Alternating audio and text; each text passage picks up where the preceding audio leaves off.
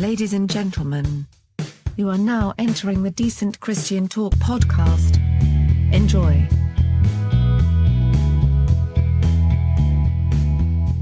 Decent Christian Talk, episode number 59. Hey, what's up, guys? I'm Gabe. This is a show that's by the fans, for the fans, and we are glad to have you. We've got a great show for you this week. We've got one of my favorite artists in the world right now, Andrew Peterson, on the show today. He's going to be talking to us about what's going on musically in his world. He just released a EP called the Resurrection Letters Prologue. Released that in February of this year, 2018. And he's going to be releasing a new record coming up Easter weekend, coming up real soon. It's hard to believe Easter is almost here. It's going to be entitled Resurrection Letters Volume 1. For those of you that have followed Andrew Peterson, you guys know that he released a record all the way back in 2008, 10 years ago, called Resurrection Letters Volume 2. So we're going to be talking to him about those albums. We'll get into that in a little bit. Before we head into that, we got to talk about our Patreon page. Hey guys, I know you're probably tired of me talking about this, but unfortunately, our podcast does cost money to put on, just like every single podcast out there that you listen to every day. There are costs. There are unfortunate spending that has to go on when it comes to producing these podcasts, and we could use your help. You can join us on Patreon for as low as $1 a month. You can join our team. That's at patreon.com/decentchristiantalk. We would love to have you on our team. We greatly appreciate those of you that have already joined our team, and those of you that haven't, hey, now's a good time as ever to hop on board and help sponsor our show. We gladly would love to have you. If you would rather do a one-time donation, you can head over to decentchristiantalk.com. Over to the right-hand side of the page, there's a donate button, and you can do a one-time donation through PayPal. Yeah, I know I talk about this every week, but listen, guys, it's something that I believe in, and for those of you that have joined our team that also believes in it, thank you so much. And we're going to continue doing this as long as we possibly can. But yeah, head over to patreon.com/decentchristiantalk. We would greatly appreciate if you joined our team. Now, on to better things. Andrew Peterson is on the show today. As I mentioned before, 10 years ago, he released Resurrection Letters Volume 2 in the year 2008. Resurrection Letters, the Prologue EP, released in February of this year, and on Easter weekend, he will release Resurrection Letters Volume 1. Now, you're probably wondering, why is this out of numerical order? What's going on here? Don't worry, we covered that in the interview. That wasn't an error on my part. That's actually how he released these records. But yeah, we talk about that in the interview. We talked about a lot of stuff involving that, as well as a lot of the obvious parallels between him and Rich Mullins. I was so eager to dive into that with him, and he was really candid with a lot of his answers, and it was a great interview. It was really fun for me because he is one of my favorite artists currently, and I think we should head right into it without further ado. Here is my interview with Andrew Peterson. All right, hit that horn, babe. Let's dance. You're always good. Always good.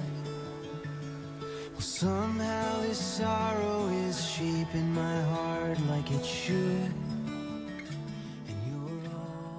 Yes, man, so I guess kind of really jumping into this, tell me a little bit about your background and kind of how you got started in the music and how you decided that was kind of what you wanted to do. Well, I mean, I always played music as a kid, and kind of got when I was about 19, quit the rock band I was in and went to Bible college and started writing songs and moved to Nashville and started making music. What kind of things did you listen to that kind of influenced you as an artist, and not only musically but as a songwriter? Well, when I was in high school, it was a lot of I mean, it was everything. It was everything from like Slaughter and Poison and Wow. Leonard Skinner to like Don Henley and a little bit of James Taylor and Paul Simon, even though I didn't really know that I was going to love it as much as I would later.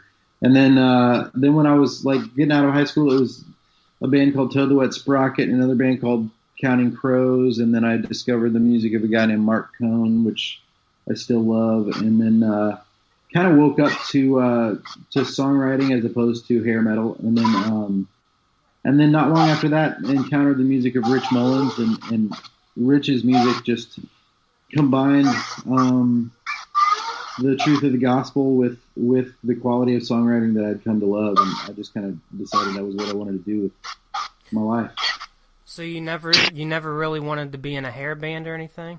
I mean, I was in one the year after high school. That's why I said earlier I was in a rock band, and then when I was 19, ended up quitting the band and went to Bible college. Well, I guess you could always do that again if you ever wanted to. Going back to Rich Mullins, I know a lot of times people have that parallel with you, specifically with him as an artist.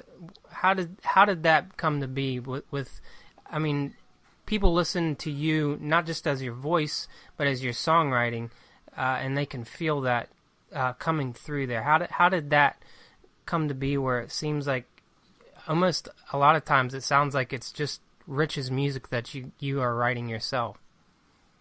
Yeah, well, I mean, first of all, that's a great compliment, and I'm grateful whenever anybody says that.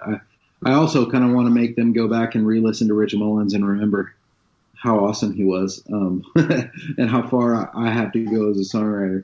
But I don't know, like my career started right. I mean, I moved to Nashville about 2 months before he died, and it was heartbreaking in a lot of ways that he died before I got to ever hang out with him.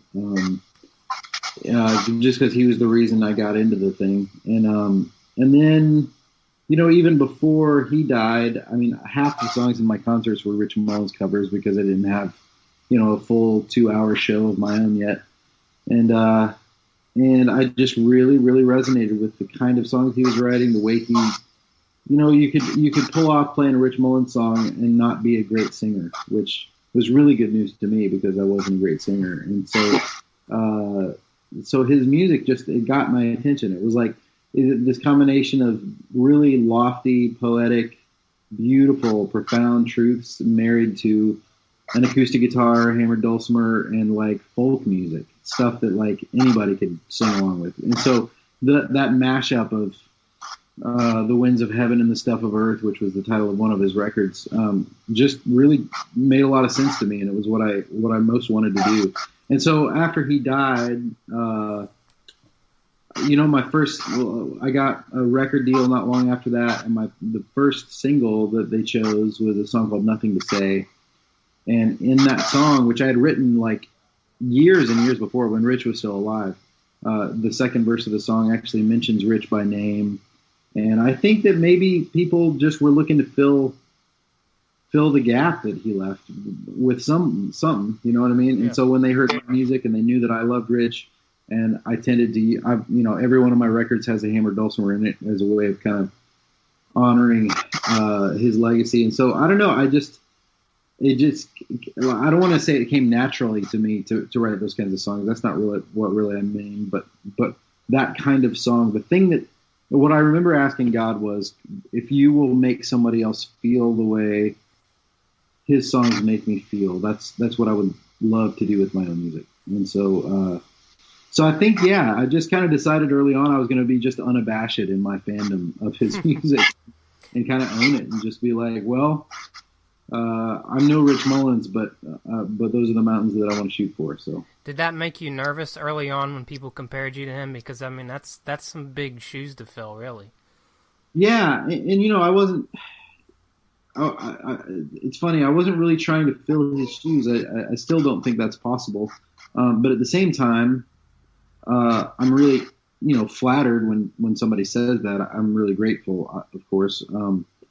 So I'll take it for sure any day. But at the same time, I'm just trying to just be obedient, with whatever it is the Lord's given me to do. And if that ends up being those kinds of songs that people compare to Rich Mullins, it's funny. I think it's not like it's apples to oranges in some ways. It's like I'm not Rich Mullins. I don't, I'm married for starters. I have 3 children. Like I don't wander the world like a vagabond. I can't do that romantic, iconic Rich Mullins thing. And I'm also not half as smart as he is, and so or was. And so I just kind of feel like, but so I'm not any kind of Rich Mullins, but at the same time, like I did grow up in the church and love the church. Like I grew up in the same denomination that he did, and kind of grew up being forced to read my Bible, and one of the things that I really loved about his music was that it was so steeped in Scripture. Like he seemed to be talking about a God that he actually knew. And that was something that I just was hungry for. And so, I don't know, like what I hope is that when people say that my music reminds them of Rich Mullins, is what that means is that my music maybe draws their attention to Jesus. How was it for you? I know you played at the Ryman. You had like a Rich Mullins tribute show, and I read that story about how you snuck through the ushers to try to meet him. How was it to actually play in that theater with a show that was dedicated to him? It was like I can't imagine a better musical experience. Like it was the most fun I've ever had making music, and I don't think that I'll ever do a show that I loved more than that show. Like if I was done if my career ended the day after that show, I would have been very, very happy. It was amazing. And I played it. I play at the Ryman every year for my Christmas tour, and a lot of people have played on that stage. Everybody from like Coldplay to James Taylor to Paul Simon to Radiohead, And so like to go out on that stage is just a crazy feeling anyway, because you're like the ghosts of Johnny Cash are there, and Hank Williams and Bob Dylan's play there. So all of these people, but almost every time forefront in my mind is, this is the first time I ever saw Rich Mullins play. Like I saw him, from the balcony and watched him do his thing. And so in my mind, he's most definitely up there with all those other guys.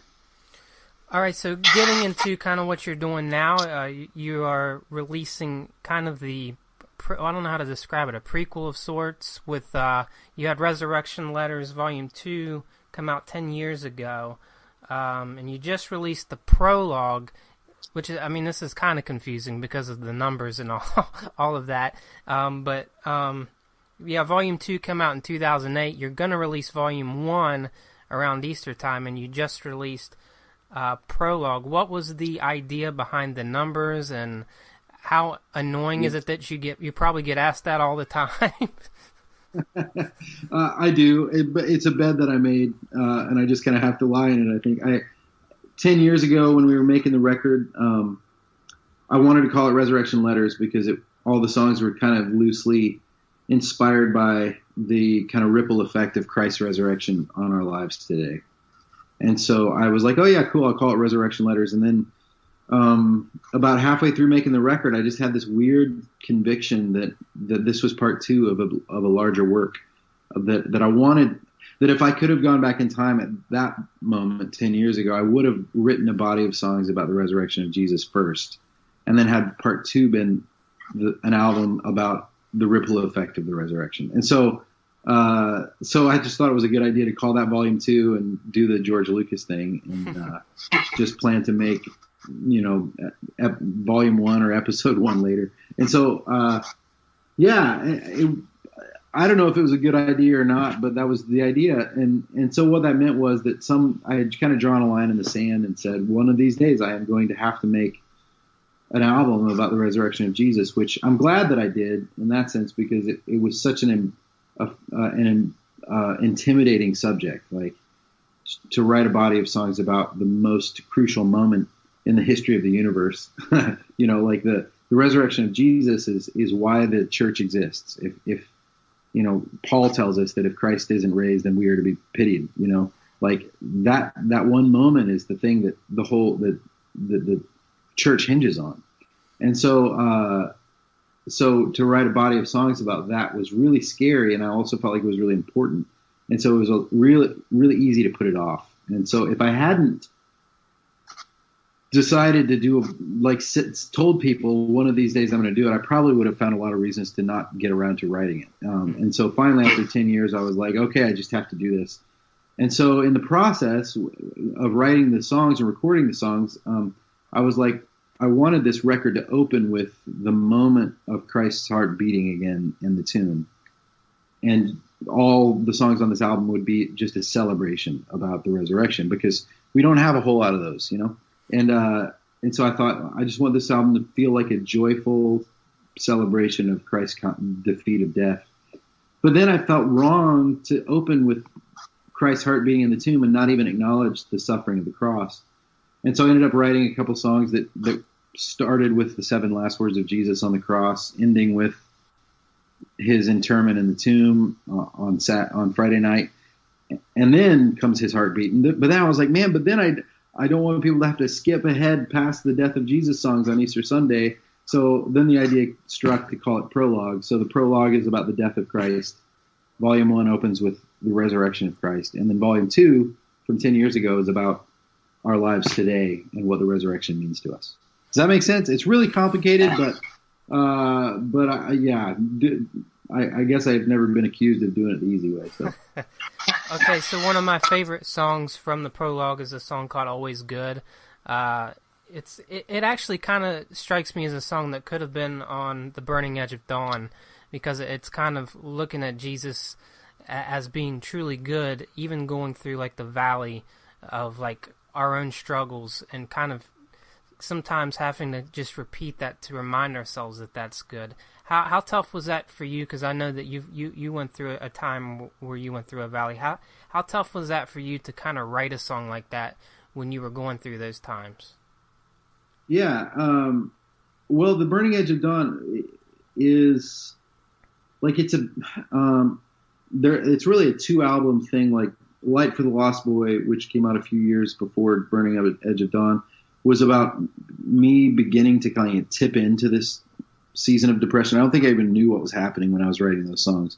And then it was a couple years of just a weird sadness, depression, midlife crisis-y kind of like need for sabbatical, like like I wanted to quit music. It was this really kind of miserable time. And The Burning Edge of Dawn was written right toward the end of that season. Like when I was still in it was when I started writing it, but by the time the album was finished, spring had come back to Nashville, and I was beginning to see that there was light at the end of the tunnel. And so The Burning Edge of Dawn is about just when the night is still dark, but you can see that the sun is beginning to come up. That's kind of that desperate hope kind of record. And so it's funny, Always Good. You're not the first person who said that it sounds like one of those songs. I didn't even think about it in that context, because I wrote it for someone else. Like the song was written for a good friend of mine here in Nashville whose wife died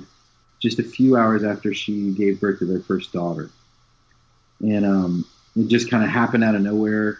She had the baby, everybody was pumped, and about 4 hours later, my friend's wife was dead. And it was just this gut-wrenching thing that happened. Like our whole community was kind of reeling from how sad it was and how much we loved my buddy. And anyway, one of the things that he said just after his wife dies in tears was, always good, God is always good. And I can't imagine having the faith to say that when something that traumatic has just happened. But that was like the cry of his heart. It was almost like he was trying to convince himself that it was true. And I just was so profoundly moved by that idea that even in the face of that kind of struggle, it is our calling and a heroic thing to proclaim God's goodness even then, And so I wrote the song for him and sang it at her funeral a couple days later. So, but the reason that it fits on that record is in the sequence of the 5 songs, it comes after Jesus' death. It's like, okay, he's gone. What do we do with this? Like Christ himself is dead, and we put him in the tomb, and somehow or another we have to just believe that even in that moment, God is good and his intentions are good. So anyway, so it was for someone else. That's why it wasn't. I didn't even think of it as being related to the burning age of Dante. What would you say would be the biggest difference between how you approached the Volume 2 versus how you approached Volume 1, especially after you went through that season where you went through a depression and now you're writing about this life that Christ found after being in the tomb? What was there a difference in how you approached those because of that? Yeah, and there was a huge difference, and it's I'm not sure I know how to articulate exactly what it was, but like I'm so thankful that life or that God saw fit to have me wait 10 years before I wrote Volume 1. Like I'm certain that I wouldn't have known how to write these songs 10 years ago. And so yeah, it was very different. But I think the biggest difference is just that my favorite thing about the process of writing these songs and recording them is the fact that the whole album is about Jesus. Like Volume 2 is about my own life and Jesus's. They're more narrative songwriter songs, like they're confessional, they're journal entry type songs, and they end up being about my life and what Jesus is doing in it. Whereas Resurrection Letters Volume 1 and Prologue, I just kind of put my own life aside, and it was just kind of time to look at the story that God is telling in Scripture and the truth of the resurrection. And I don't know, like I've never cried so much in the studio, just joyful tears, like this feeling of, I don't know. By the time this record was done, I felt like I loved Jesus more than I did when it started, because I had spent months really meditating on what a humble conqueror he is. The fact that he would walk the road of the cross in order to make us his own, and not stop there, but to say, I'm going to come back and I'm going to make a new heavens and a new earth. And that's like I get so excited at the thought of telling that story. And so I think that's the thing, is that it's the Behold the Lamb of God Christmas tour that I do is the same way that every December I go on the road and I put aside the songs about me and I sing just songs about Jesus. And it's just this recalibration of my compass every time. So I think this record was that for me. Awesome. Kind of not on the subject, but you talked about how the Ryman was one of your coolest experiences as an artist. How cool is it to have your daughter release an album? Oh man, it's amazing. Like truly, like there's from what I can tell right now, that there's nothing that could bring a mom and a dad more joy than to see your children using their gifts for the kingdom. And so all 3 of our kids, like, it feels so overwhelmed. It's not, they're not perfect, they screw up, of course, but like my oldest is interning at a church while he's in college and he's teaching Sunday school. And my other one is interning with Ben Shive, my producer, and is helping make really good music that these people are making. My daughter's writing songs and releasing records. And like my wife and I have had so many times when it sounds like I cry a lot, and it's because I actually do. Like we just have cried at Thanksgiving because from Thanksgiving for the fact that our kids are using their gifts in that way. So, man, to have, like, I was pretty careful about not pushing music on any of my kids. I didn't want them to like resent me or the music business. I didn't like make them take music lessons or anything. I just kind of said, you know what, you guys be your own people. Whatever God's gifted you at, that's what you do. And the cool thing is, all three of them gravitated to the arts, and so to see her doing that has just been one of my greatest joys.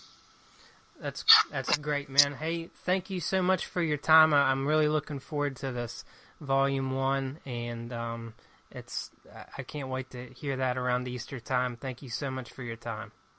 Awesome. Thanks, man. Good to talk to you. It'll fall like rain on your parade. Laugh at the plans that you tried to make. Wear you down till your heart just breaks, and it's a good thing. That was my interview with Andrew Peterson.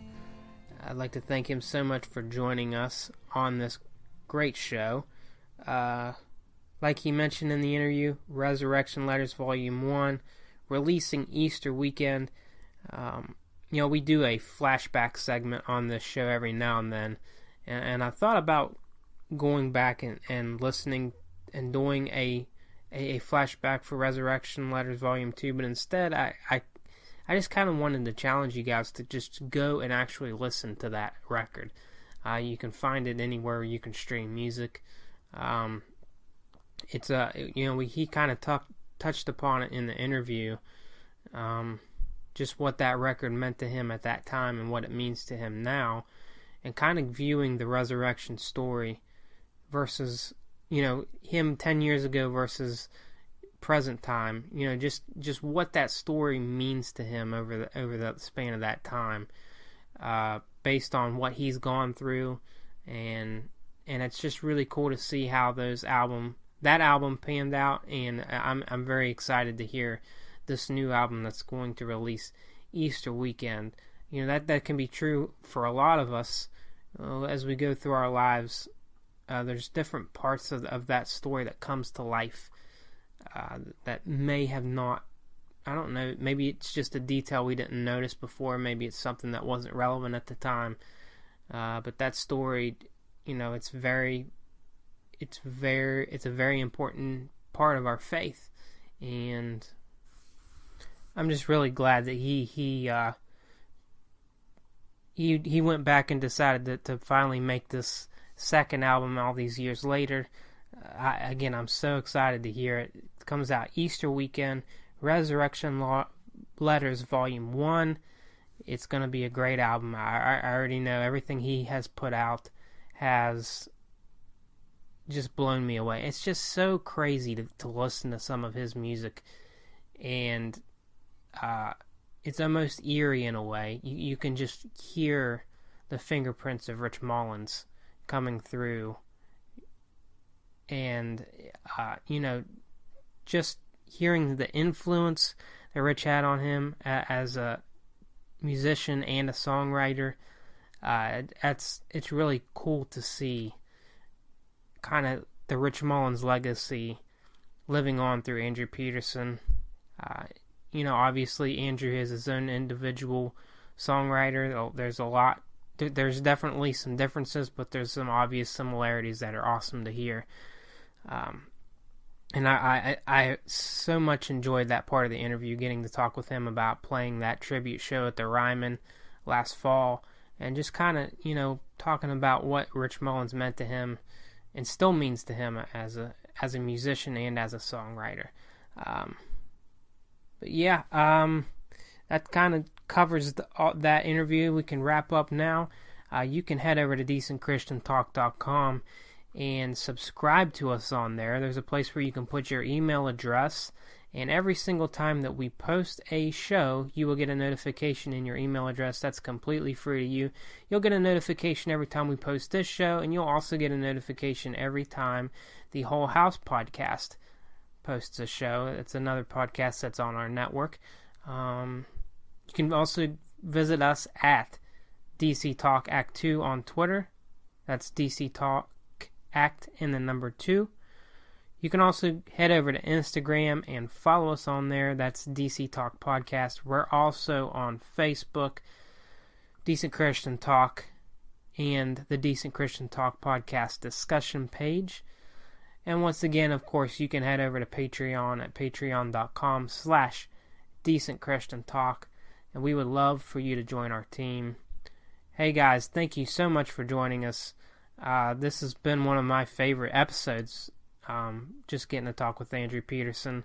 Again, thank you, Andrew Peterson, for joining us. Thank you, the fans, for listening.